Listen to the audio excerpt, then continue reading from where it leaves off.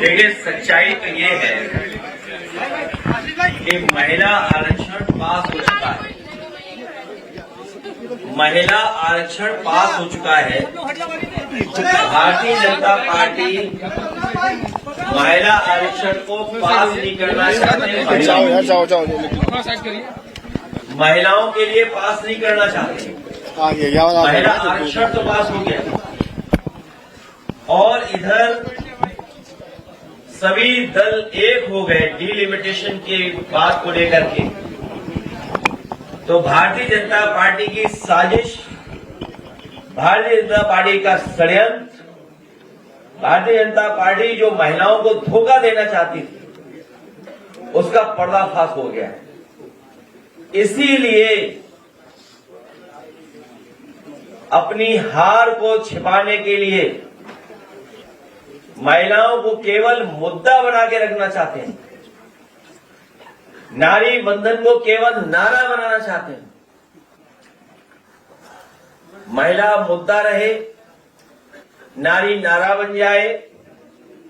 इसी साजिश और षड्यंत्र में ये लगातार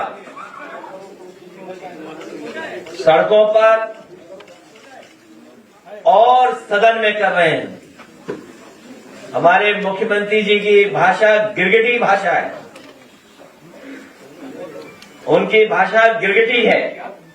अगर ये शब्द ना बना हो तो मैं चैट जीपीटी से कहूंगा ये नया शब्द बना दो। मुख्यमंत्री जी की गिरगिटी भाषा है।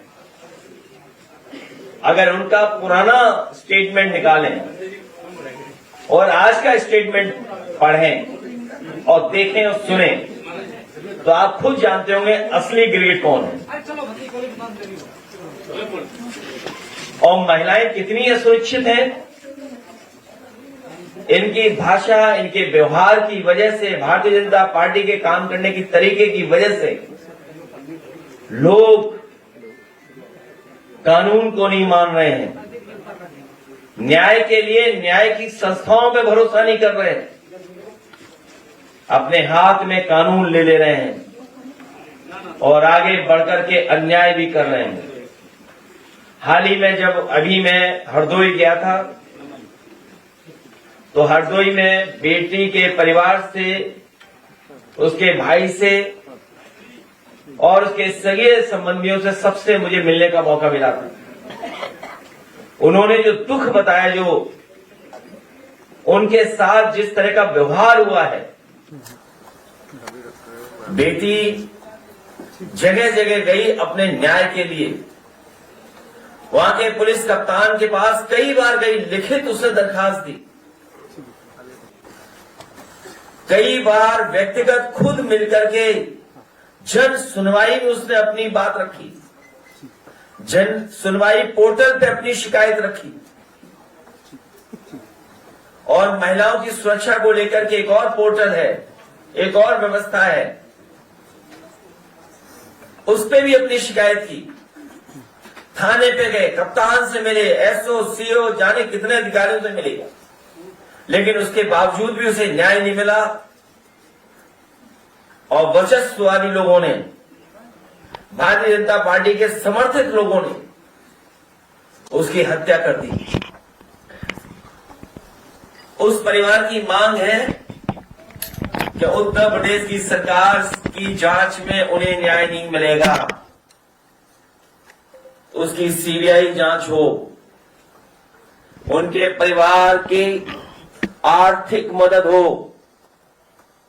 जिस तरीके से सरकार मदद में भी भेदभाव कर रही है, पीड़ित दुखी के साथ कोई भेदभाव नहीं करे और परिवार की सुरक्षा का भी पूरा इंतजाम सरकार करे।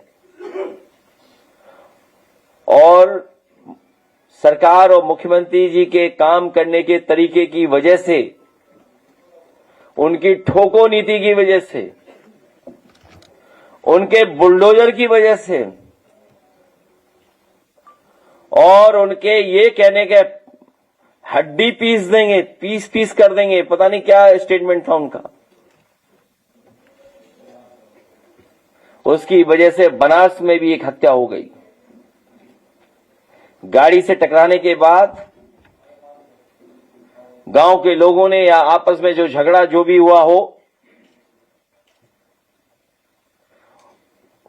उसकी भी जान चली गई, मनीष की जान चली गई। हरदोई में पुलिस ने नहीं सुना, उसकी वजह से शिल्पा कुशवाहा की जान गई। और यहां पर मुख्यमंत्री जी का जो सरकार का काम करने का तरीका कि न्याय अपने हाथ में ले लो, हरदोई में भी उसी की वजह से जान गई है। और बनारस में जब देश के प्रधान सांसद वहां थे, उसके बावजूद भी कोई सुनवाई नहीं हुई। ये जो घटनाएं हो रही हैं, लोग कानून अपने हाथ में ले रहे हैं, न्याय के लिए निकल पड़ रहे हैं, किसी की भी जान ले रहे हैं। इसका दोषी अगर कोई है तो भारतीय जनता पार्टी की सरकार खुद में दोषी है, और उसमें मुख्यमंत्री जी सबसे बड़े दोषी हैं, क्योंकि उनकी भाषा ऐसी है कि बुलडोजर चला दो, हड्डियां पीस दो। और जो भाषा बोलते हैं मैं नहीं बोल सकता हूं। और ज्ञान के बारे में क्या बताएं उनके, तुम मुझे खून दो मैं तुम्हें आजादी दूंगा।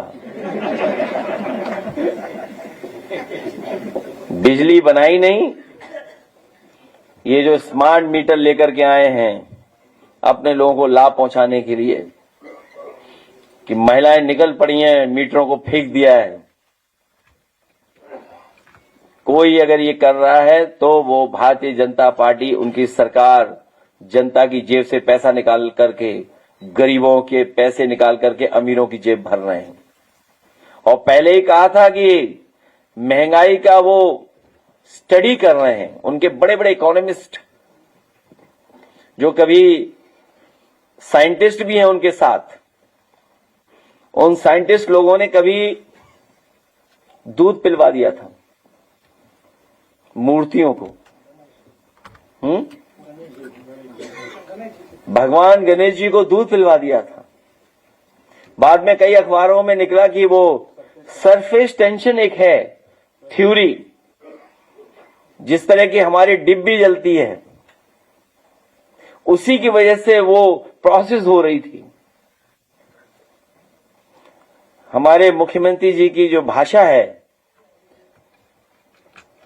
वो अपनी एनर्जी भाषा में निकालते हैं, लोगों को अपमानित कर करके। सदन में बताइए क्या कह रहे थे, क्या भाषा थी उनकी। और कुछ लोग तो बीजेपी के गुलाम हो गए हैं, जैसा बीजेपी कहती है वैसा ही करते हैं। कभी कभी ये भूल जाते हैं वो बीजेपी के लिए लिख रहे हैं कि आजादी की लड़ाई में ये लोग अंडरग्राउंड रह करके खुफिया बने हुए अंग्रेजों से मिले रहे।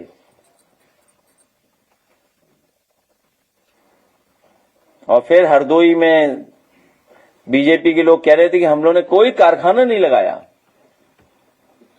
हम आपको बता दें, उत्तर प्रदेश का पेप्सी का, कोल्ड ड्रिंक का या पेप्सिको के जितने भी प्रोडक्ट बनते हैं, कई ड्रिंक्स हैं, एरेटेड ड्रिंक्स हैं, फ्रूट ड्रिंक्स हैं और कई प्रोडक्ट हैं, सबसे बड़ा कारखाना अगर कहीं लगा है तो वो हरदोई में समाजवादी सरकार की पॉलिसी के माध्यम से लगा है। मुश्किल बस इतनी सी है कि उस कारखाने में छोटा फेंटा नहीं बनता, लेकिन छोटा मिरंडा बनता है वहां पर। जिनको कुछ दिखाई न दे रहा हो तो उन्हें क्या हम बता दें। और उद्घाटन करने के बाद ही गंगा एक्सप्रेसवे बंद कर दिया गया है कि कोई नहीं चल सकता है। बड़ी मुश्किल से हम लोगों ने खुलवाया तो हम लोग चल पाए। इनके पहले भी उद्घाटन हम लोगों ने देखे, बरसात आते ही कुछ चीजें बह गई थीं। इस बार भी बरसात आते ही देखना क्या क्या बह जाएगा, उसकी भी पोल खुल जाएगी बहुत जल्दी।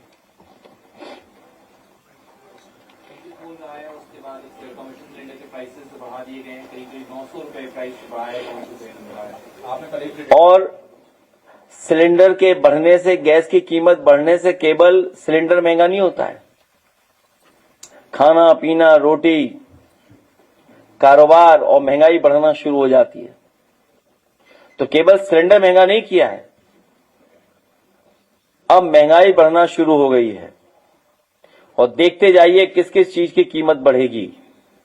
ये अपने लोगों का मुनाफा नहीं कम होने दे रहे हैं, भ्रष्टाचार नहीं कम हो रहा है।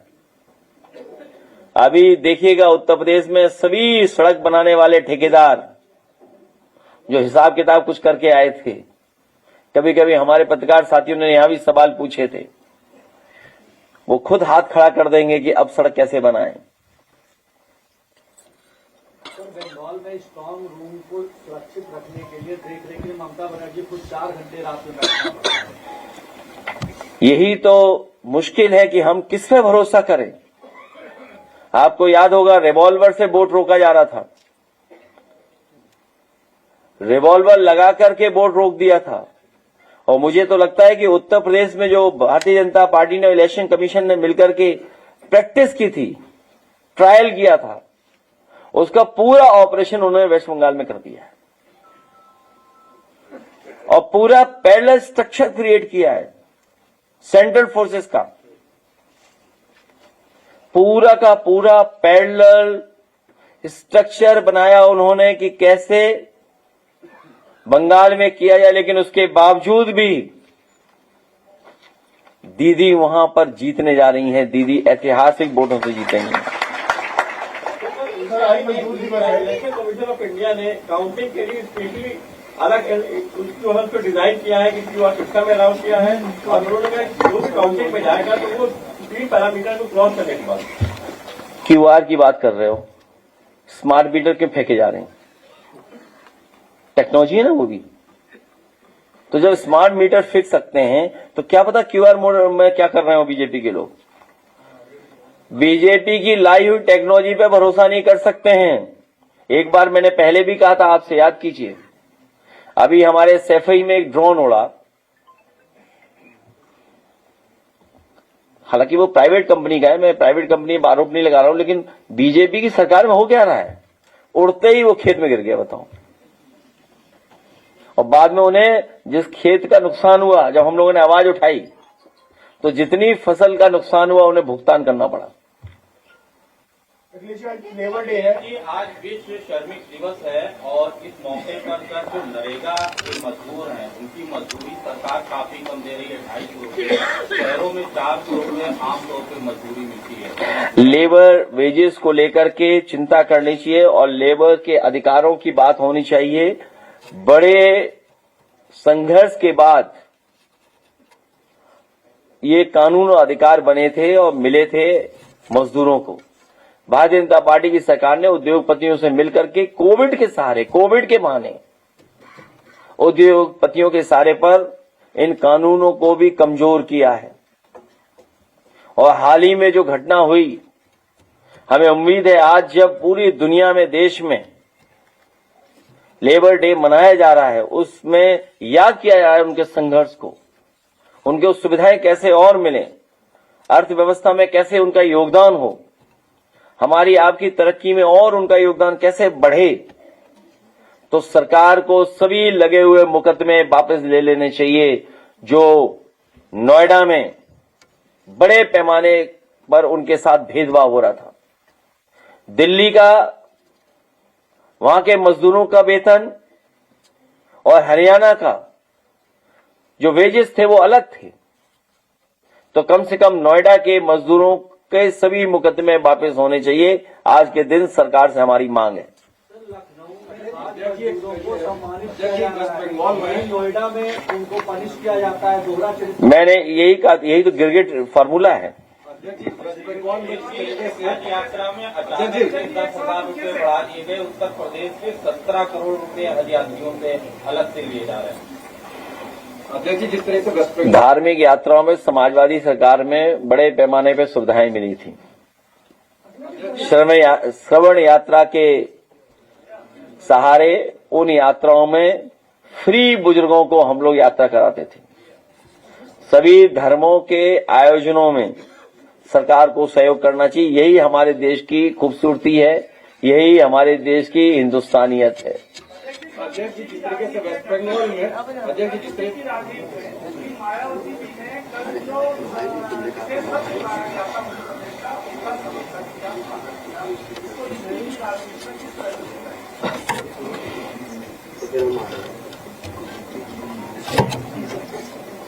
देश की और उत्तर प्रदेश की राजनीति में उन्होंने बिल पढ़ा नहीं होगा या बीजेपी ने गलत सूचना दी होगी।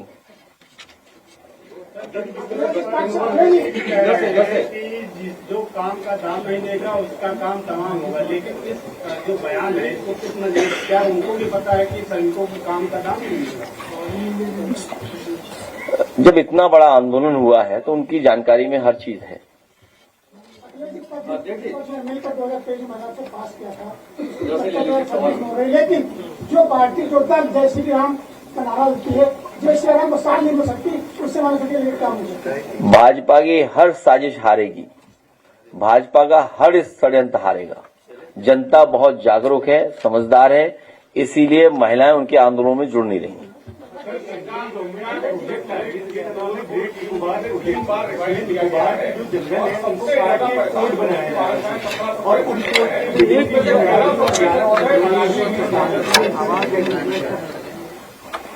ये बहुत महत्वपूर्ण सवाल एनवायरमेंट को लेकर के आपने उठाया है। और आपको याद होगा जब अरावलीज की बात आई थी तो सबसे पहले समाजवादी पार्टी ने उसका भी विरोध किया था और कई संस्थाओं ने बाद में बढ़ चढ़ करके विरोध हुआ।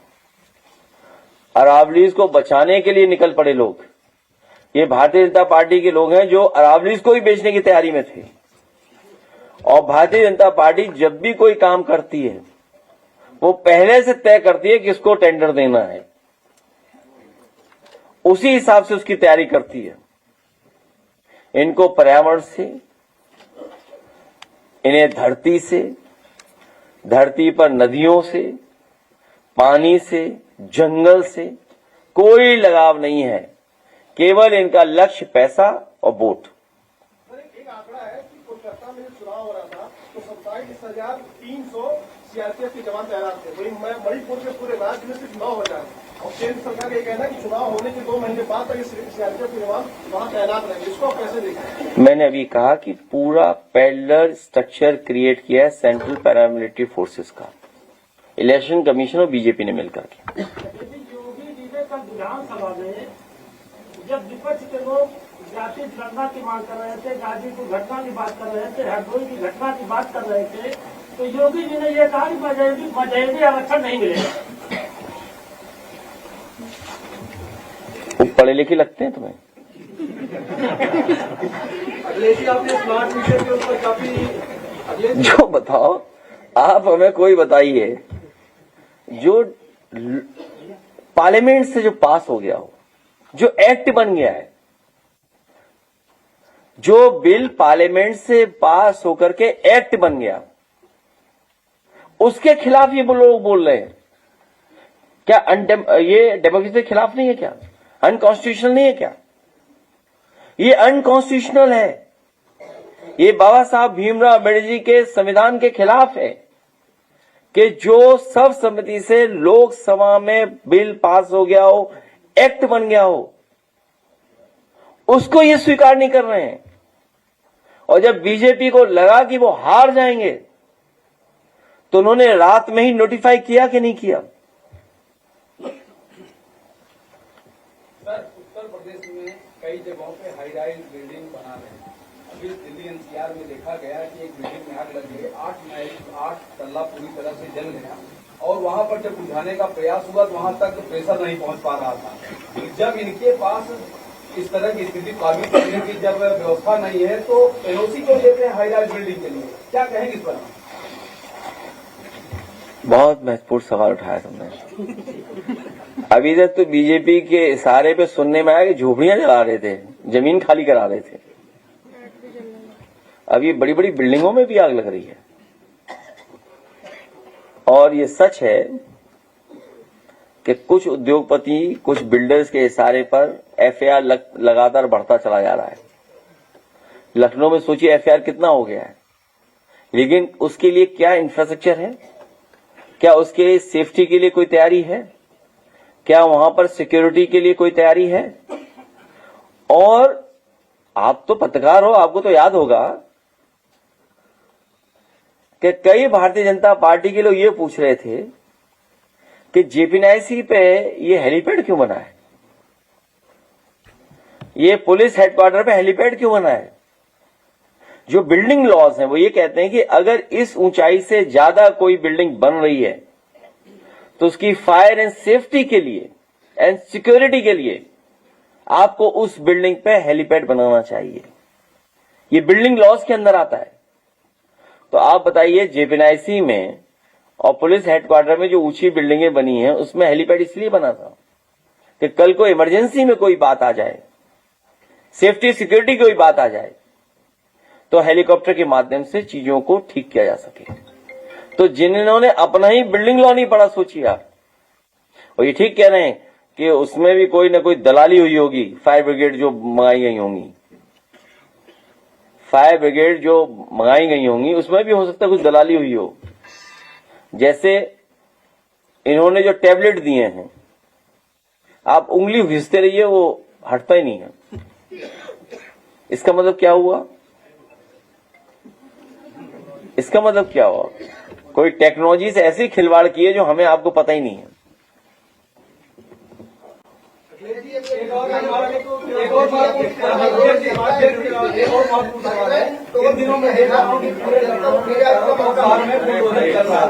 पहले तो ये बनाते वक्त कुछ बोलती नहीं है, बाद में जाकर वहाँ बुलडोजर लेके चारों तरफ गिरा रही है। ये क्या है, इस पर आप क्या कहेंगे?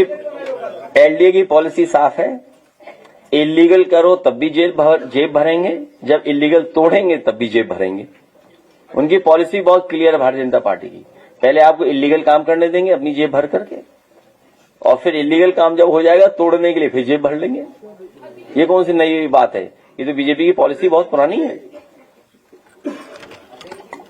बीजेपी के संसदीय में विधायक है गणेश चौहान, जो कह रहे हैं कि राहुल गांधी और अखिलेश यादव जहां भी साथ जाते हैं वहां पर सब डुबो देते हैं। हम दोनों मिला के इन्हें डुबोते हैं। इस बात कौन सी विधानसभा है बताना, कौन सी है? हम दोनों मिलकर इस बार डुबा देंगे उन्हें, बता देना। और पीडीए की हवा चली तो जमानत जब्त होगी उनकी। ममता बनर्जी जी रात भर जाग रही हैं, तो क्या आप भी ऐसी सिचुएशन के लिए तैयार हैं और रात भर आप जाग सकते हैं? सच्चाई तो यह है कि दीदी ने दिलों को जीता है और इसीलिए इतना समर्थन उनके साथ है। मैं अपने जेनजी फ्रेंड को भी ले जाऊंगा।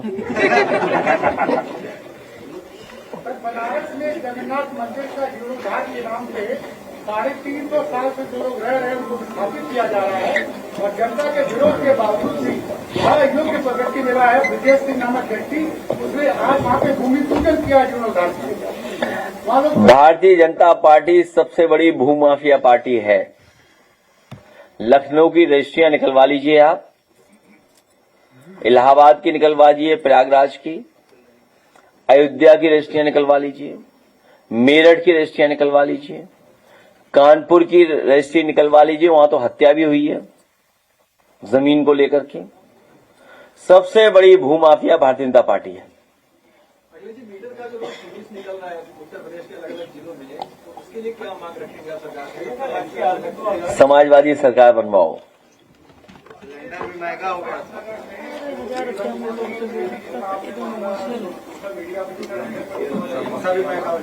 हो गया।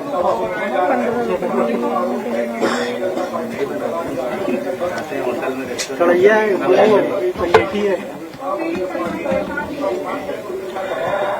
न केवल ये, गाजीपुर का भी मसला आपको याद होगा। पिता परिवार क्या चाहता था कि पोस्टमार्टम में वो सब बातें आ जाएं जो उनको शंका थी।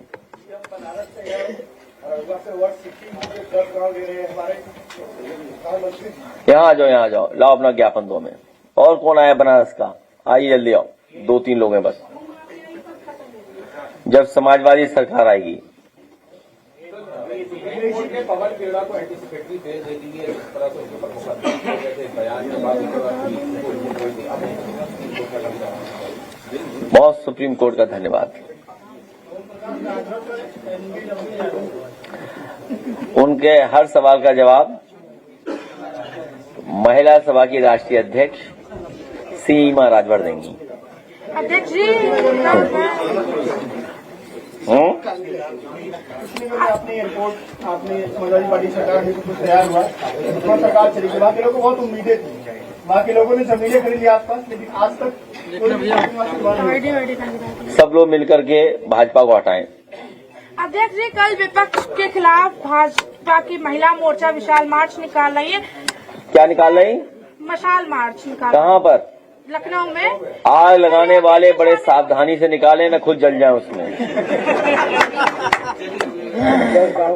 10 गांव। तो आप लोग क्या चाहते हैं? जानबूझ के निकालें? क्या बना रहे हैं यहाँ पे? World city. अच्छा, वर्ल्ड सिटी। मुकदमा में डाल के मैं जिला सचिव, ठीक है, प्रभारी हूँ। समझ गया। ये चिट्ठी लिखना गंगाराम दे दो। हमारे गांव में उठ पड़ा है। नहीं, ठीक है, लो ये गंगाराम दे दो। ठीक है, आज नहीं कल। ये वर्ल्ड सिटी बना रहे हैं, वर्ल्ड सिटी एक्सपो। बताओ लखनऊ में कौन सी नई चीज बनाई इन्होंने?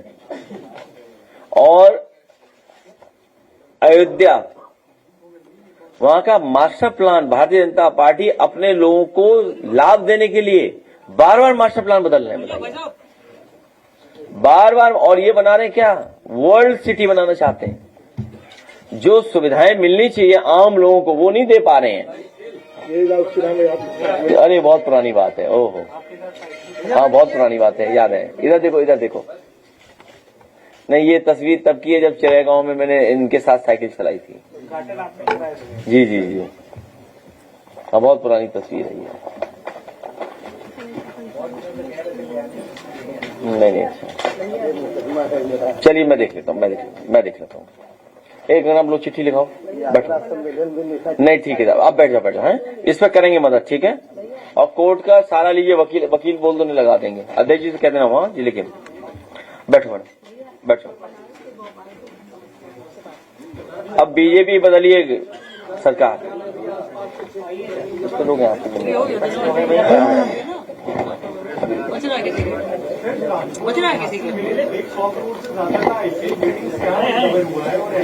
सब बीजेपी वाले होंगे इसमें।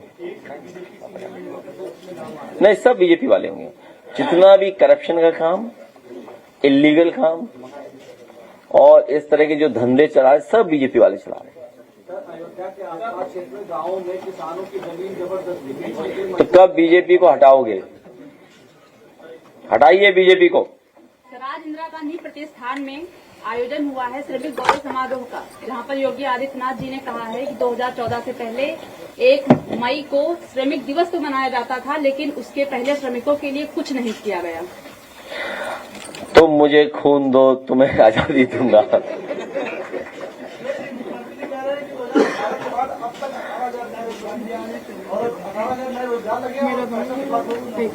मुझे लगता है कि इस समय मुख्यमंत्री जी अपने दिन गिन रहे हैं, जाने के दिन गिन रहे हैं। क्योंकि उनके भाषण अगर आज हम निकालें पूरे 9 साल के, तो वही बातें निकल रही हैं कि 2014 से पहले ये था, 2017 से पहले ये था। आप लोग यहाँ बैठे हो, बताओ लखनऊ की मेट्रो कितने इंच मूव कर गई है? यहाँ पर दूर दूर से उत्तर प्रदेश के लोग आए होंगे, गाजीपुर का भी होंगे। पखनपुरा के आगे अगर 1 इंच भी एक्सप्रेस वे बढ़ाओ तो बता दो आप, कहीं गरीब को इलाज नहीं मिल रहा है। गन्ने का रेट कितना बढ़ा, आलू के किसान की दुर्दशा है। और आपके गन्ने के पेमेंट के लिए हम लोगों ने तय कर लिया है कि 24 घंटे के अंदर पेमेंट किया जाएगा आपका, भविष्य में समाज सरकार होगी का। अब बोरे का टेंडर नहीं हुआ इसलिए खरीद नहीं हो पा रही है। बताइए, बोरे का टेंडर नहीं कर पाई सरकार। ये जो हम क्या कह रहे हैं, श्रमिकों की बात करें, बोरे का टेंडर नहीं कर पा रहे हैं लोग। बताइए हमारे जंजी मित्र, बोरे का टेंडर नहीं कर पा रहे, बताइए आप।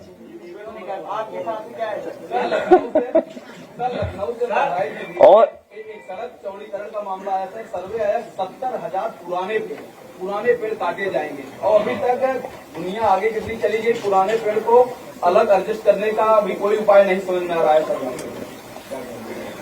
तो ये जो मजदूरों की बात है, सबसे ज्यादा मजदूरों को सुविधा देने का काम समाजवादी सरकार में हुआ था और उन्हें 20 रुपए का भी पौष्टिक आहार खाना देने की योजना शुरू हो गई थी।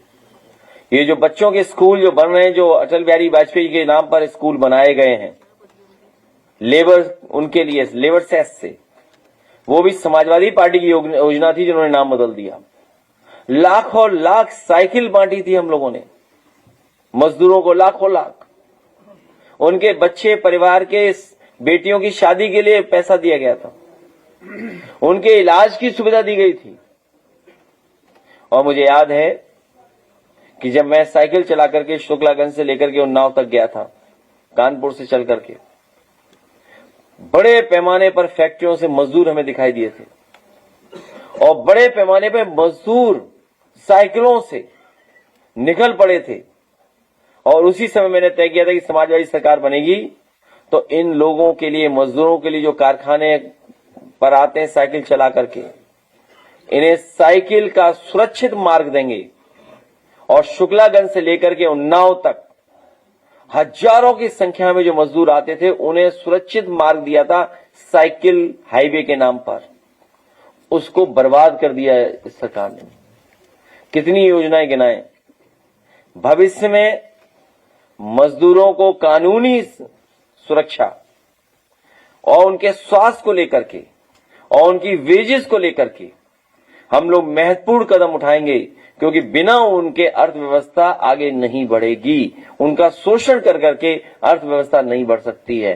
भारतीय जनता पार्टी के लोग उद्योगपतियों के खेल में उलझे हुए हैं, इसीलिए मजदूरों के हक और सम्मान छीन रहे लोग।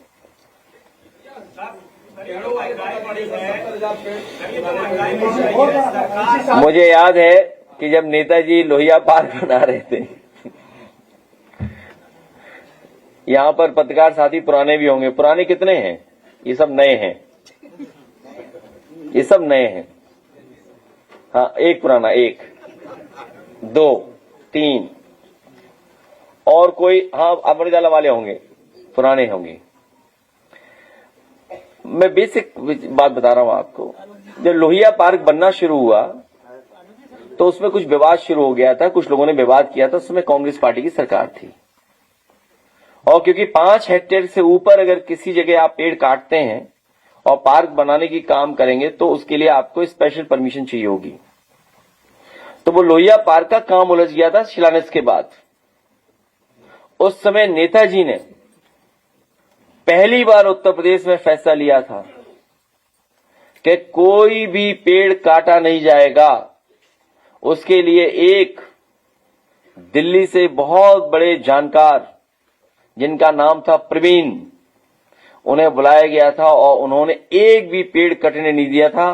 पूरे के पूरे ट्रीज को ट्रांसलोकेट किया गया था, लोकेशन बदल दी गई थी, जिसमें बबूल थे, यूकेलिप्टस थे और तमाम पेड़ थे।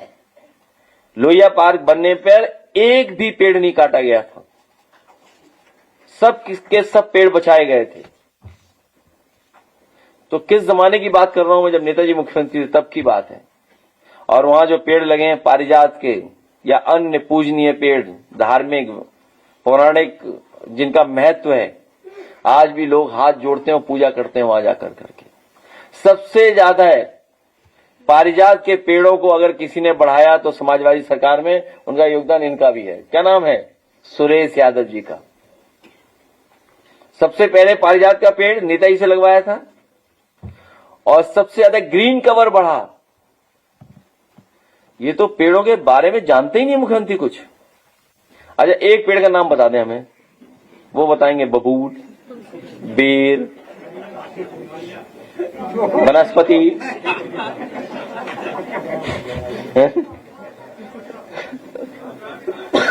तो और आपको मैं सबसे ज्यादा ग्रीन कवर और पेड़ की हाइट क्या हो, ये कैबिनेट डिसीजन नेताजी ने लिया था, अगर याद हो तो।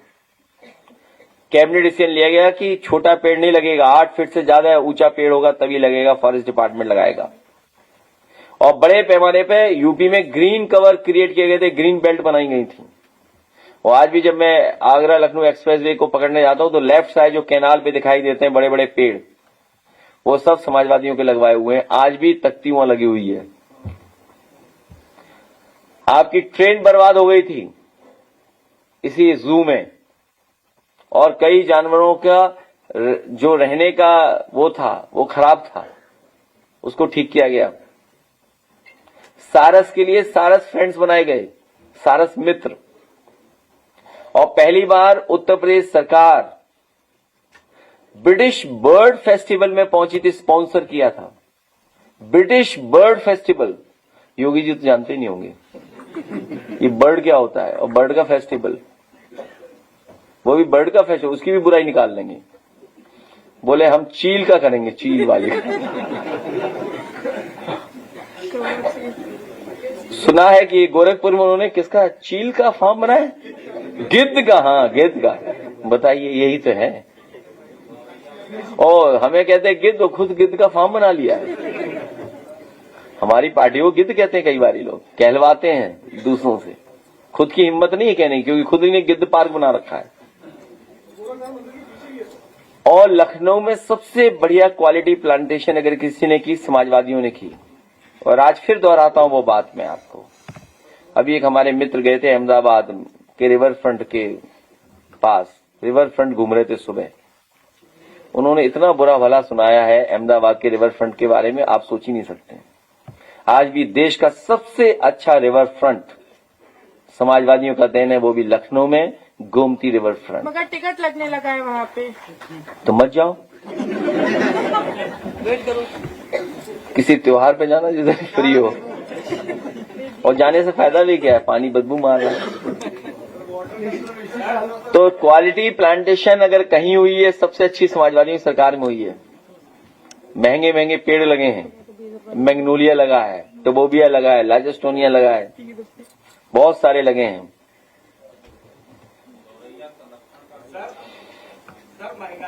तुम सारस के जो संरक्षण करता हो जैसे दिख रहे हो, आरिफ जैसे।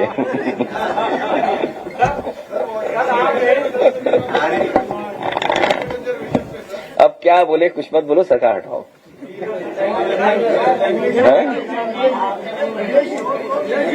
नहीं, हमेशा करेंगे। तुम अब हेरिटेज पर और टूरिज्म में कुछ अच्छा काम करोगे तो जरूर करेंगे। पॉजिटिव स्टोरीज, पॉजिटिव स्टोरी किसी की भी होगी तो पोस्ट कर सकते हैं फ्री ऑफ कॉस्ट।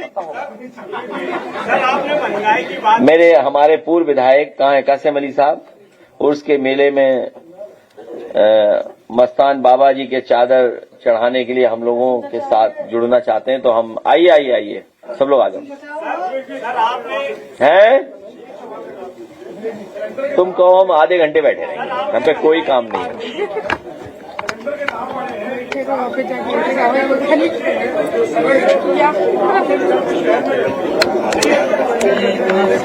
मैं आपसे कह रहा हूँ, केवल सिलेंडर महंगा नहीं हुआ है, खाना पीना महंगा हो गया। आम लोगों के जनजीवन का नुकसान किया है इन्होंने।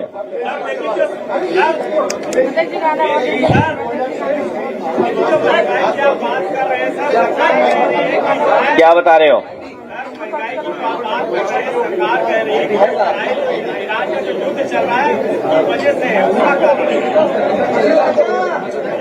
नहीं, ये बताओ, इन्होंने ऊपर आ जाओ, ऊपर 1000 रुपए क्यों नहीं महंगा किया? 1000 रुपए महंगा कर देते। कितना किया महंगा इन्होंने? तो ये 7 रुपए का किसको एहसान चढ़ा दिया इन्होंने?